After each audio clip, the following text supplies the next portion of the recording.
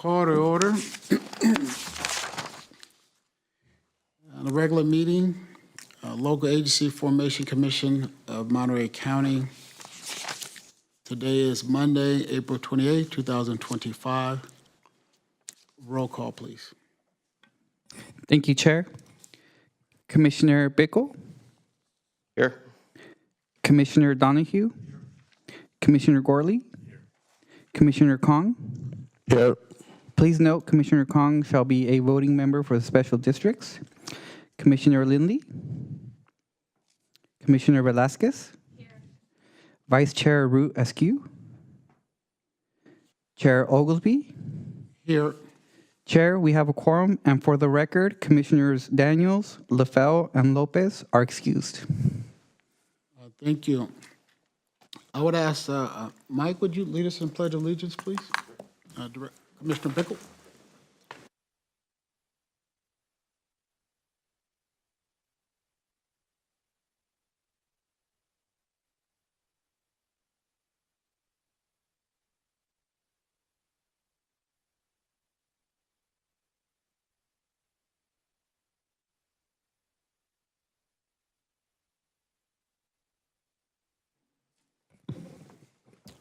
Thank you. We're now at general public comments. Members of the public wish to address this commission may do so now under public comments. Please come forward. Public comments is open. Chair Goldsby, no hands are raised on Zoom. Thank you so much. Seeing no one approach the lectern in the hall, hearing no one raise no hands on Zoom, public comment is closed. Next, we go to consent agenda. No, go ahead. I'm sorry. Go ahead. I'll move approval with consent. It's been probably moved. Is there a second on consent?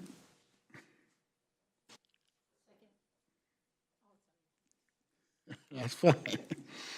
We'll take it out to public comment on the consent agenda being adopted. Chair, no hands are raised on Zoom. Thank you so much. Seeing no one, hearing no one, public comments closed on our consent agenda. All those in favor of adopting the consent agenda signify by saying aye. Aye. Nays have the same right. Abstentions. Motion carries unanimously.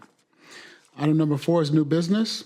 Report on the California Association of Local Agency Formation Commission activities, business items for the 2025 annual LAFCO conference. Executive Director. Thank you, Chair Oglesby.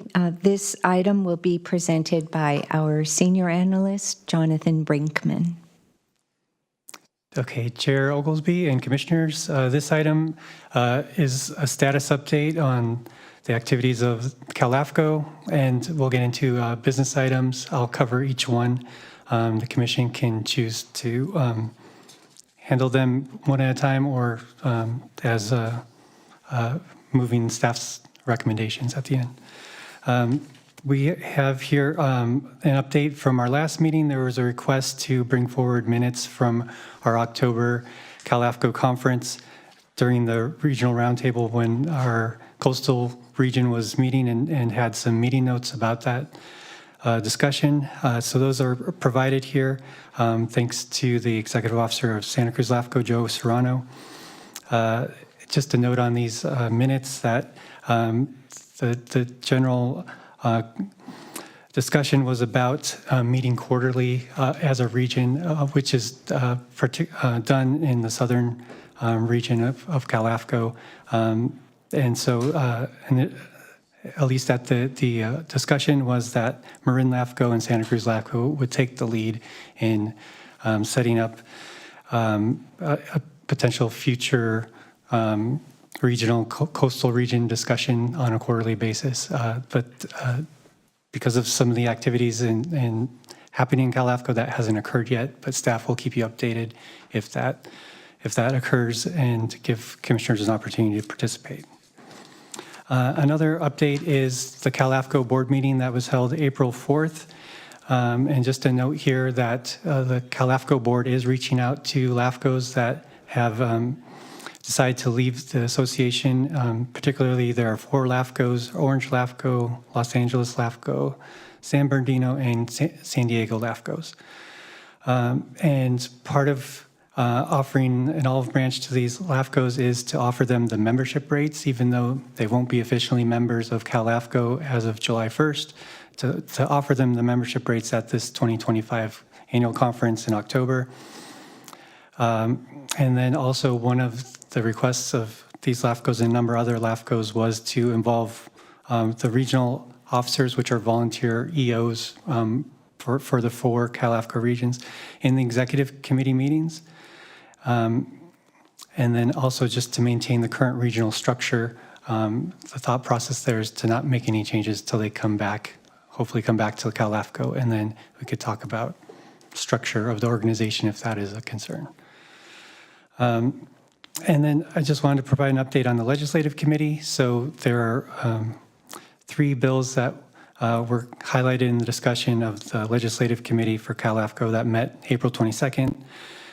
These are on the watch list. One would affect the Williamson Act. Another would affect the care endowments for cemeteries. Another would affect LAFCO's procedures in terms of many LAFCOs already have them online, which we do, policies and procedures that are available for the public as part of this, the Permit Streamlining Act. So those are just 3 bills that are being watched by CalLAFCO, and we'll let you know if there's any changes in the future to these bills. Yes. Through the chair. Why did the counties jump out? I mean, 15 years ago when I was on CalLAFCO, we had to beg Fresno to get on, but they were never on. But what was, I mean, why not help fix the problem instead of jumping off at CalLAFCO? I think there were just a number of concerns. One of them that started was with the legislative committee about July of last year. There was a move to eliminate the current CalLAFCO legislative committee and form a new legislative advocacy committee that was a smaller group. So the larger group included a lot of executive officers and CalLAFCO board members. The new group was limited to like 4 board members. So that was a concern amongst the membership. So that kind of came to a head in January and February of this year at CalLAFCO board meetings. And I think there's still some lingering concerns. If I may add to that, there were also concerns about the executive leadership of the organization. And so the executive director no longer works at CalLAFCO. So that was another factor. All right, thank you. Go ahead. Thank you, Chair. So just to follow up, because I know last time we talked about some of the issues, but you had mentioned, Jonathan, you mentioned that they were going to reach out to them as an olive branch to reduce some of the fees. Was that also a factor in terms of the membership costs? Or not necessarily? No, I don't think membership costs were part of the concerns for these LAFCOs. I guess I'll just ask a direct question. If the executive director, what was the cause, and having a new executive director, do we think those counties, those LAFCOs will come back in? I mean, when they left, they had to give us some reason. They had to give CalLAFCO a reason, I would imagine. And so that's kind of like what we're asking for. Maybe we don't have it here today, but we should understand why those 4 or 5 LAFCOs left and what's their reasons for staying out. Because if we're going to be in CalLAFCO and we're going to support that they can still participate at the level and seat at the tables, not being members, then that's an impact on those that pay full fees and have so-called full voting rights. We would like to know what it would take for them to come back in from the code. So I look forward to those answers, maybe at our next meeting. All right. Please continue, John. Yes. Okay. And then we're preparing for the CalLAFCO conference in October. So these are our typical business items we bring forward to the commission for action. The first of the items is about authorizing attendance at the conference. So staff recommendation is to authorize attendance of up to 2 staff, 1 general counsel, and all commissioners who express interest in attending. And just a note in our fiscal year budget, which is item 6 on the agenda later on, we've assumed funding for 10 attendees in our draft budget, in our proposed budget. And then another item is to designate voting delegates at the conference. So staff recommendation is to designate the chair, the vice chair as the chair as the delegate, the vice chair as the alternate delegate, and the executive officer as a further backup to the alternate delegate. And then we also have this year for our coastal region, 2 seats that are up for election. It's the LAFCO city and public member seats on Cal LAFCO for our region. Both are held by Napa LAFCO representatives right now. We don't yet know if those incumbents are planning to run this year for office. Staff's recommendation, since we already have Vice Chair Wendy Root Askew as Cal LAFCO board member, is to allow other LAFCOs to run for those seats and allow for more diversity on the board. So that would be our recommendation, to take no action on making a nomination for a Cal LAFCO board director election this fall. And then finally, the Cal LAFCO conference has achievement awards every year, and staff has reviewed the various awards that are given out each year, and we believe we have one award we like to request nomination from our commission, and that's to nominate our executive officer, Kate McKenna, for the Lifetime Achievement Award. She's eligible after more than 20 years in the field supporting LAFCO statewide. So that's our staff recommendation for these business items, and staff is available for any questions. Any questions? No, but I'll move staff's recommendation, and congratulations, Kate. Been a long haul with Cal LAFCO, that's for sure. It's been properly moved. Is there a second? I'll second that. I think it's been properly moved and second that we adopt staff's recommendations. And we'll take it out to public. Public comment is open. Chair Oglesby, there are no hands raised on Zoom. Thank you so much. No one's approaching the lectern. No hands are raised. Public comment is closed. Bringing it back to the board, the commission. All those in favor use the rugged sign of voting, which is aye. Nays have the same right.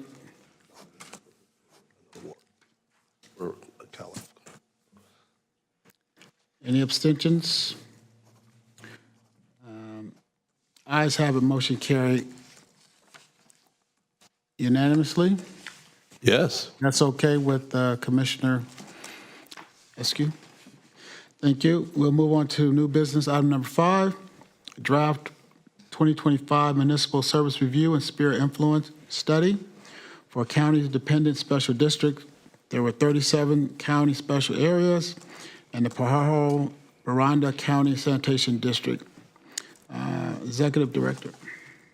Thank you, Chair Oglesby. This report starts on page 33 of your meeting packet. Our principal analyst, Darren McBain, will provide the staff report. But before he does that, I would like to acknowledge someone special in our audience, and that is Ms. Lynette Redmond.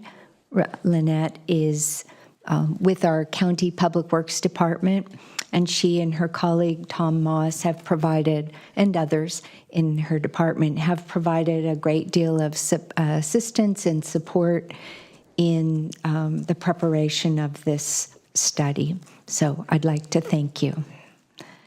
All right, Darren, thank you. Thank you, Honorable Chair and members of the Commission. Yes, this study is of 37 active County service areas in Monterey County, as well as the Pajaro and Baranda County sanitation districts. And as you stated, Mr. Chair, these are county-dependent special districts, meaning that these are districts that are owned and operated by the County of Monterey. They are administered and maintained by county staff. The County Board of Supervisors is the governing body. And so basically, these are these agencies are a function of county staff, guided by the County Board of Supervisors, and providing services to residents of the unincorporated county. And just to give you a really brief sense of scale of the size of the populations being served here, it looks like there are about 9,000 parcels total in the CSAs.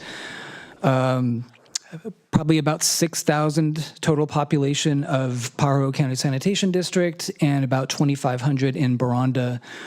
So the total population being served here is probably something in the range of about 35,000 people, and so it appears to be approximately about a third of the unincorporated population of Monterey County.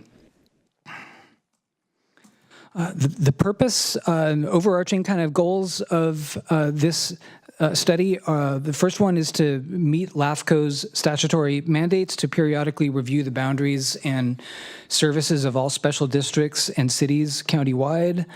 We're also, as part of doing this, we're carrying out LAFCO's annual work program with its cyclical approach to preparing these MSRs, depending partly on the needs and priorities of the local agencies. And the last review was about 20 years ago for these districts. It was back in 2006 to 2007, so an update is definitely timely here.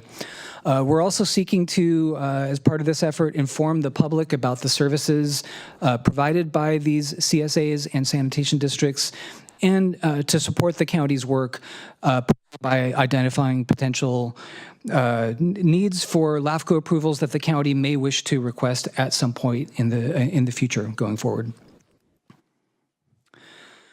So, as mentioned, there are 37 active CSAs within the county. Basically, these are areas where the county provides municipal-type services kind of above and beyond the services or the level of service that's provided elsewhere outside the CSAs throughout the county. These are unincorporated subdivisions and neighborhoods around the county. And just as you'll see on this map here, there's a couple of major, kind of main groupings of them. The largest group is in that area in the middle of the map, basically kind of the Carmel Valley, Highway 68, and River Road area. The second biggest group is up in North County, and lastly, there's I think 3 or 4 CSAs down there in South County in Supervisor District number 3. And detailed maps of all of these agencies are attached to the study that you have in your meeting packet before you today.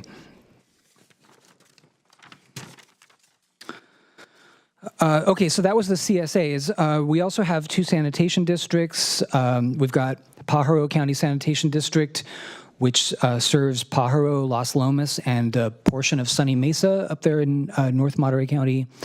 And then Baranda County Sanitation District, most of which is in the Baranda community right next to and just outside the city of Salinas. And then this district also includes the San Gerardo Housing Cooperative, which is a small farm worker community of about 67 residential units located 7 miles southeast of Salinas. In terms of the services provided by the districts, these are limited services that we're talking about here. There's a table on page 7 of the study, which is page 41 of the meeting packet, and it shows that storm drainage is the service most frequently provided by the CSAs, the most prevalent service. Street lighting is the second most kind of commonly provided service by the CSAs, followed by street and maintenance. And then there's levee maintenance that's provided by one CSA, which is CSA 50 in the Carmel River area. And we do have one CSA, which is the CSA number 75, or Chular, and that CSA operates a small wastewater treatment system. But on the whole, these are limited services, mostly along the lines of storm drainage, street lighting, and street maintenance. There have been very few changes over time to the services and the boundaries of the district, or the districts in this study. They generally don't change much over time. Once a CSA is established and it serves a specific delineated area, and that area is built out, the needs tend not to change too much over time. But there is one CSA, Carmel Point, which is CSA number 1, where the county may seek a LAFCO approval for activation of a latent power at some point in the future, which would be regarding that CSA's latent power to provide street maintenance in relation to a project that's being planned in the future, the Scenic Road Protective Structure. But by and large, as I said, the CSAs don't change too much, and that's the only change potential future change that has been identified by the county.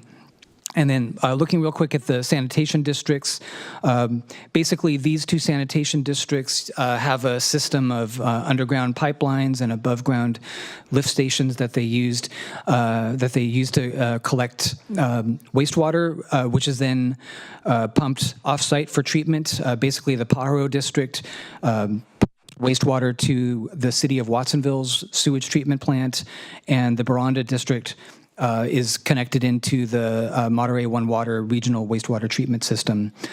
And then lastly, Baranda CSD also provides potable water service to the San Gerardo community that I mentioned, but is actively looking at transferring this system, the ownership of this system, to the housing cooperative at some point in the future. Looking at the spheres of influence, or if you will, kind of potential future growth and expansion areas for these agencies, there's only one CSA, which is the Chular CSA number 75, and Pajaro County Sanitation District. Each of these agencies has a small sphere consisting of about 12 parcels beyond the current district boundaries. And these designations were created long ago, and at this time, no other potential sphere areas are being identified by the county as recommendations for adding to the sphere of any of the CSAs or the two sanitation districts. And no changes are being recommended by LAFCO staff either. Just kind of a brief note that all of these agencies have been kind of quiet, if you will, in recent decades with regard to any needs for LAFCO approvals. The last annexation or any other change to any of the CSAs was back in 2008, which was a two-parcel annexation to a storm drainage system in Carmel Valley. And then with Pajaro County Sanitation District, the most recent changes were back in 2009 to 2012 for 3 small 1 to 2 parcel annexations. Baranda CSD hasn't changed since 2009, which was an annexation and latent power activation related to that San Gerardo community that I mentioned. But just in summary, there have been only a few small changes in the last 15 to 20 years. And as I said, the CSAs in particular tend to be pretty stable and unchanging over time.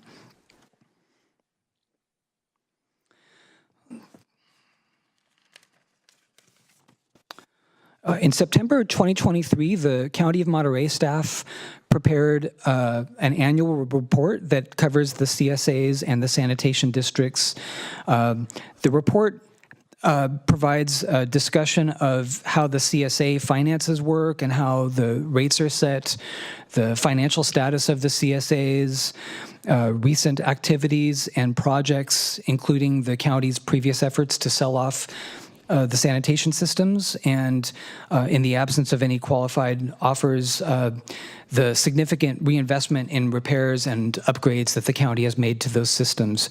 So LAFCO staff felt that there was just a lot of really good, concise, clear, kind of on-point information in that report. So we went ahead and attached that report in full to the full text of it to this study.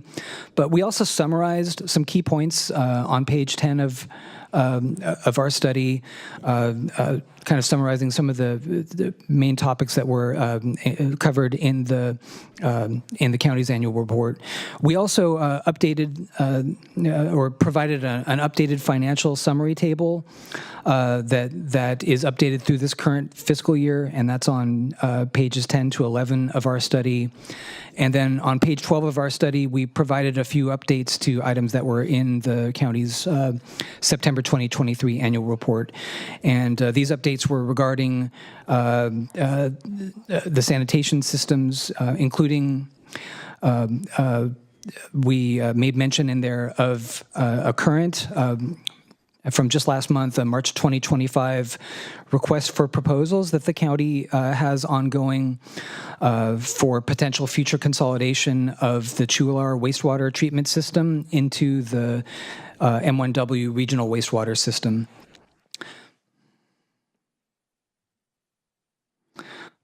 Turning to the key findings in our report, these are on pages 4 to 5 of the study, this is basically in the executive summary. And the first one is that the county is providing important services in an open and transparent way with in-house expertise, professional management, and economies of scale that come with being a larger organization and service provider. So these are important services that the county is carrying out in a time-tested and successful way. The second finding is that, not surprisingly, there are financial constraints and needs for repairs and reinvestment, and these are a serious challenge for the county. The annual report that the county prepared discussed that only a third of the CSAs are classified by the county as being in good financial health, and 2/3 of the CSAs will need engineers' reports and a Prop 218 process to raise their rates over time. And then the most recent financial data that the county provided to LAFCO staff as part of this, the process of preparing this study, indicated as well that the Baranda Sanitation District is or at least at the time the data was prepared, is at some risk of using up all of its financial reserves by the end of this fiscal year that we're currently reaching the end of, fiscal year 24-25. However, the county is well aware of the needs and constraints, and has been able to successfully get at least 2 rate increases approved in the last couple of years. And the county has also identified priority areas for additional rate increases, including the Baranda County Sanitation District, and is doing its best to control costs. And lastly, of our key findings is that no sphere of influence changes are being recommended, being requested or identified by county staff or recommended by LAFCO staff at this time. Okay. So looking at the recommended actions based on those key findings, in part, these are on page 5 of the study.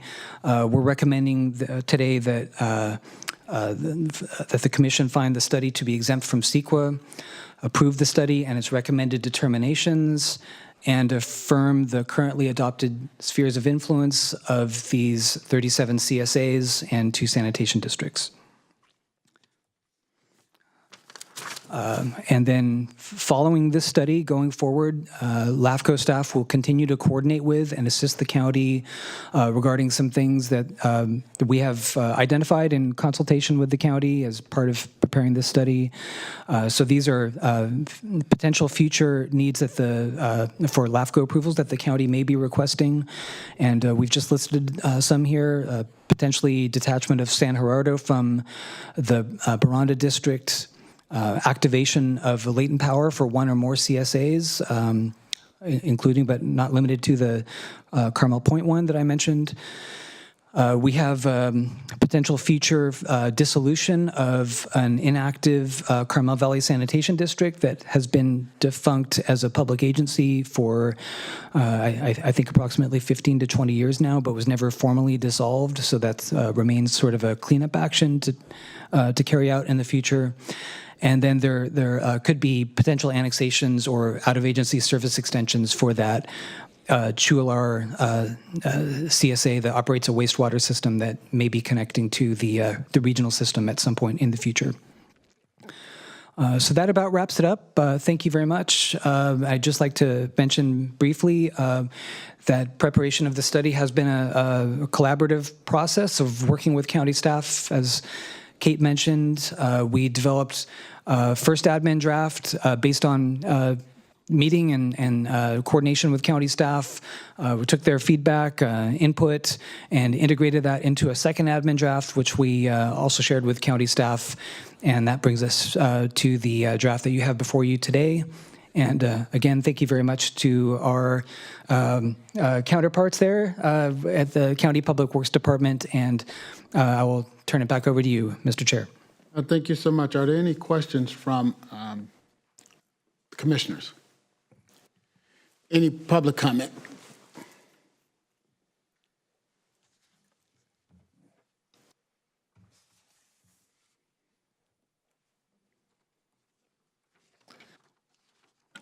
Sorry, just changing screens quick here. That's okay. Chair, no hands are raised on Zoom. Thank you so much. Public comments closed. Bring it back to the dais. What is the will of the commission? I'll move staff's recommendation. Probably moved. Is there a second? I'll second that. Yes, the comments are open on the question. Thank you.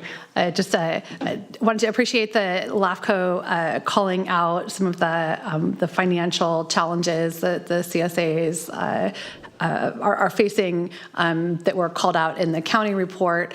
I think, just approximately 2/3 of the CSAs were found to be in fair or poor financial health, raising the possibility of needing to cut some CSA services to be in line with available funds, and or the need to look at Prop 218 elections to set rates at levels that will provide sufficient funding to deliver authorized services.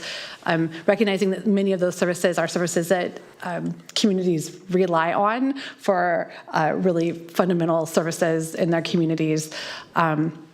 So having said that, the county, just go on record saying that the county has been in a situation where we've used general funds to backfill the cost of maintaining essential services to some of those CSAs. So just want to be very clear that that's not an ongoing option into the future, and the need for the county to take seriously the responsibility to financially manage the 2/3 of those CSAs that do need to be managed fiscally is something that continues to be necessary.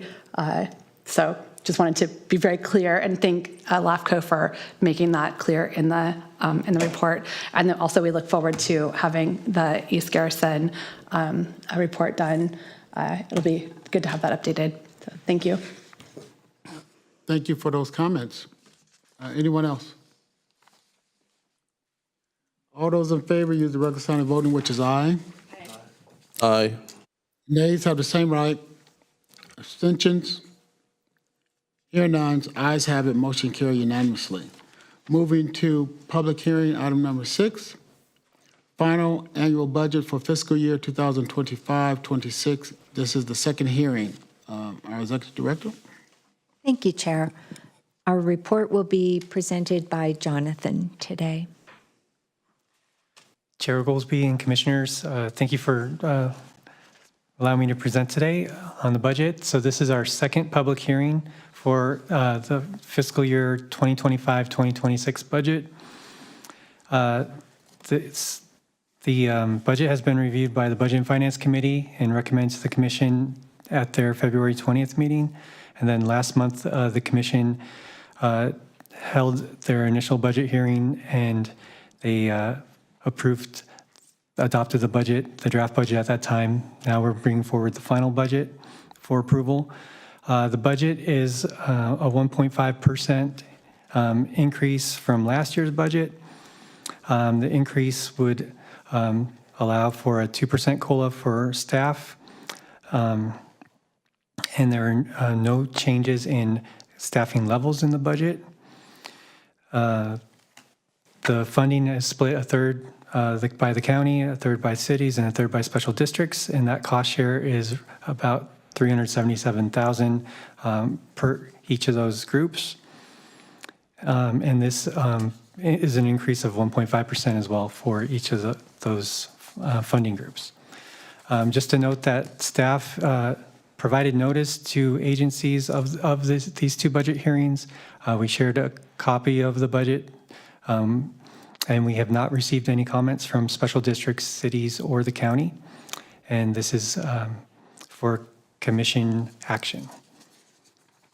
And that concludes my staff report. Thank you.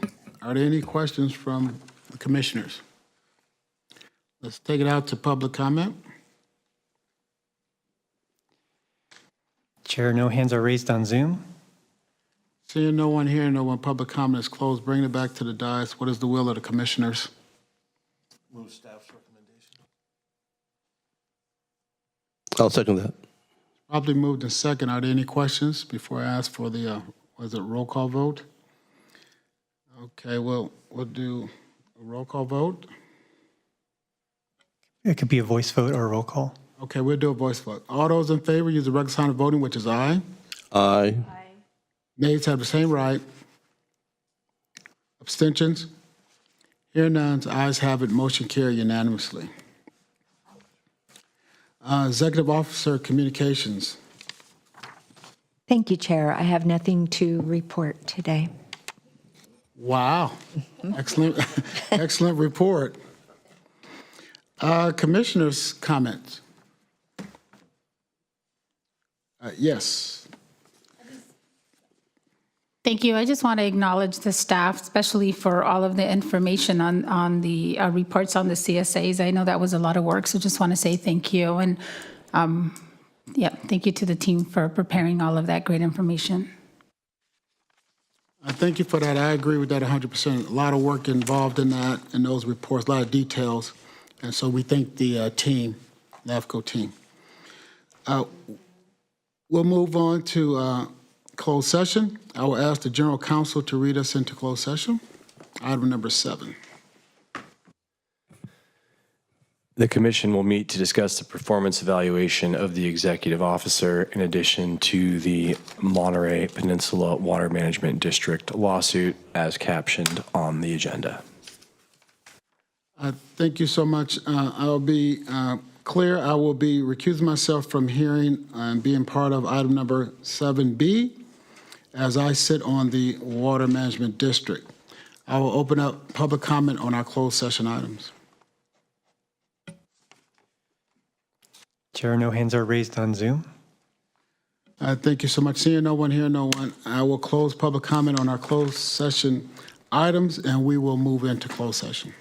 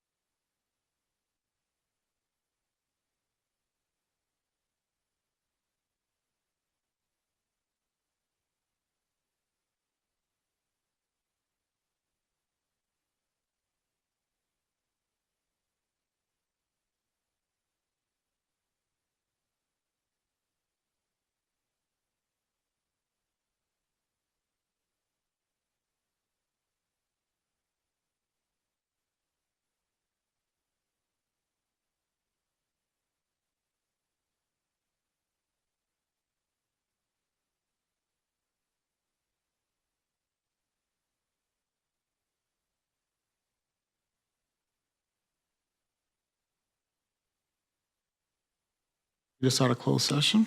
There's no reportable action taken on the first item, and the second item was not discussed and was pulled. Thank you. Yeah, we're all here. We had the announcement from our general counsel. There's nothing further on the agenda. Our next meeting is Monday, June 23rd, 2025 at 3 p.m. here at the Monterey County Government Center. No further business. This meeting is adjourned.